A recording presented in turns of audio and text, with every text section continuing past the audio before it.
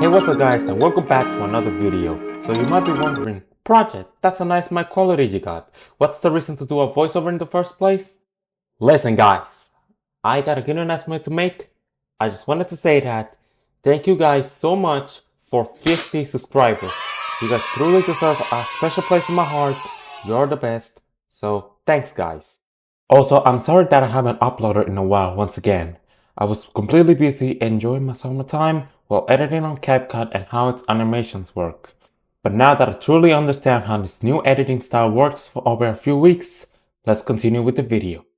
Anyways, in this video, I'm gonna be doing a tuning guide for new players in Midnight Racing Tokyo for the 50 subscriber special. Make sure you like and subscribe so you won't miss any uploads. Anyways, let's get right into the tuning guide. Let's begin with the suspension stiffness and how it works in Midnight Racing. The spring stiffness determines the stiffness of each of the springs on your own car. If the stiffness is lower, it means that the springs may be softer and they will compress more, but if you make them too soft, it will cause the car to be bumpy on the courses. If the stiffness is high, it means that the springs are stiffer and they may not compress as easily and quickly. This causes the car to be bumpy when driving across any sort of speed bumps in the roads. So, here are some things that you should do. You should make the front suspension stiffer and make the rear softer. It is good for rear-wheel drive cars that may spin out and oversteer when cornering, or even when you try to accelerate in first gear. You should make the rear stiffer than the front springs. This gives the car more oversteer, so I will recommend doing this on all-wheel drive and front-wheel drive cars that can understeer when braking and cornering. The dampers/shock absorbers control and absorb the energy rate at which the car's suspension compresses and rebounds. If the value is set to 50, the car will bounce uncontrollably after hitting a bump, apex, or even entering and exiting a corner. This causes the car to have loss of grip and stability. If you put the dampers at any sort of high value, it allows the car to return to its original orientation much faster. The shaking is removed. The car doesn't roll too much, giving you better and advanced control. However, setting them too high at 500 makes the suspension rigid. This causes the car to hit the bumps harder and potentially lose control. Here's an example on how I tune the suspension.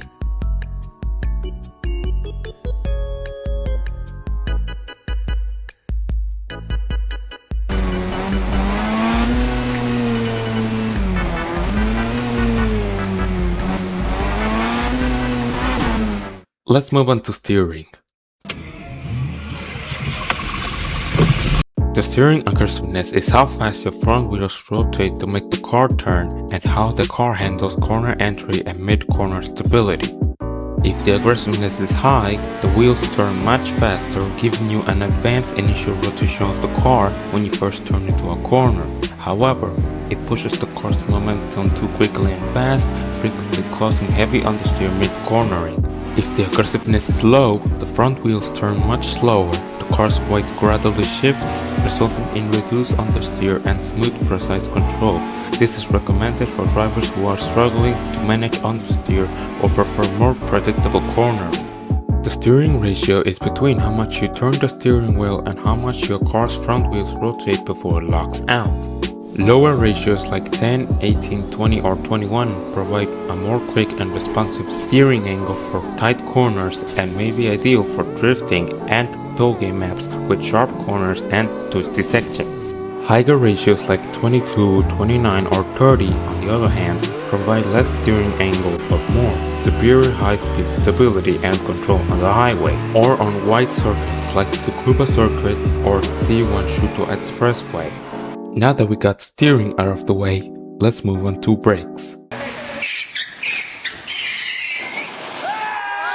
The brake bias determines how the braking force is split between the front and rear wheels. A front-heavy bias at 55% or more provides high stopping power, but it induces severe understeer under heavy braking, making the car hard to rotate into corners with less rotation. A rear heavy bias at 45% or less stabilizes forward turning but can cause oversteer or snap oversteer with midship rear-wheel drive cars if you brake too aggressively while cornering. Another aspect of the brakes is the ABS or anti-lock braking system, which is unlocked after you buy the Stage 3 brake upgrade. The tune depends entirely on whether you leave the Stage 3 anti-lock brakes on or off. If the ABS is enabled at Stage 3, the brakes prevent your wheels from locking up, meaning you can get maximum braking power without the steering forces being nullified. If the ABS is disabled, you should avoid high stages like Stage 3 on turbocharged cars, as they will cause immediate lockup on the wheels, preventing all steering forces. You can also add ABS to some cars that don't even have it, such as the Toyota AE86s, Subaru Impreza 22B and GC8 4-door, Toyota MR2 SW20 or the AW11, or every single car that doesn't even have the ABS. Alright, so now that we're done with brakes, let's move on to fitment. The offset or fitment determines how far your wheels push in or push out inside of the side fenders. Negative fitment narrows the car's track width. This can give you more feedback right before the car breaks its own traction, letting you feel exactly when the car is about to skid out. Positive fitment widens the car's track width. This increases throttle stability and reduces the chances of speeding out from snap oversteer or lift off oversteer, so it slightly slows down the steering responsiveness. You can also alter oversteer and understeer by changing the offset bias between the front and rear axles. More offset to the front reduces understeer and increases oversteer. More offset to the rear reduces oversteer and increases understeer. The best thing to do with the offset is to get it, so your car's wheels may line up with the fenders, it may look nice and very precise, and that includes the same with body kits on.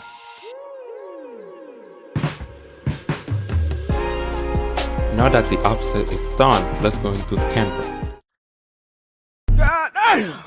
The camber modifies the tilting angle of the car's wheels to optimize its handling performance or looks.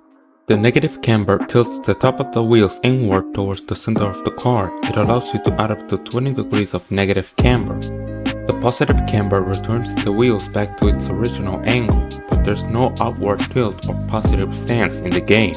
The ride height controls the vertical position of the wheels relative to the chassis, adjusting the car's overall clearance and center of mass.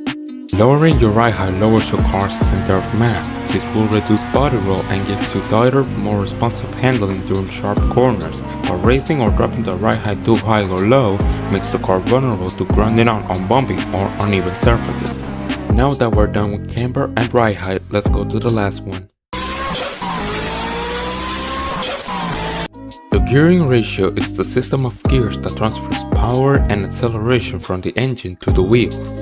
Here's my ratio tune for an example: 3.52, 2.08, 1.43, 1.08, and 0.88. You might also have to change the final drive depending on which map you're racing.